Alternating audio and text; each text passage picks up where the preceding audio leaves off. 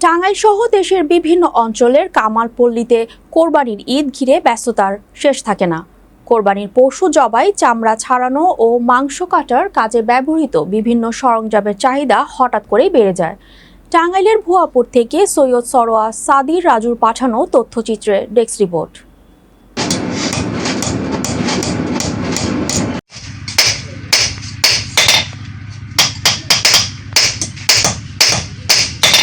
বছরের বাকি সময়টা এই কারিগরদের তেমন কোনো কাজ থাকে না।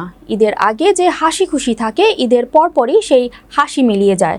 তখন হাতের কাজ খুবই কম থাকে। ফলে অনেক কামারকে বছরের বেশিরভাগ সময় অলস বসে থাকতে হয় কিংবা অন্য পেশায় ঝুঁকতে হয়।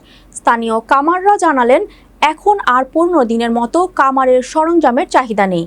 গ্রামগঞ্জে কৃষিকাজের জন্য দা, কুড়াল, লাঙলের ফাল, কোদালের মতো জিনিসপত্রের ব্যবহার অনেক কমে গেছে।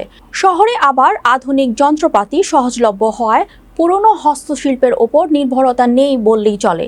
ঐতিহ্য রক্ষার পাশাপাশি এই শিল্পকে টিকিয়ে রাখতে প্রয়োজন সরকারি পৃষ্ঠপোষকতা, নতুন বাজার সৃষ্টি এবং আধুনিকতার সঙ্গে তাল মিলিয়ে কামারদের দক্ষতা উন্নয়ন।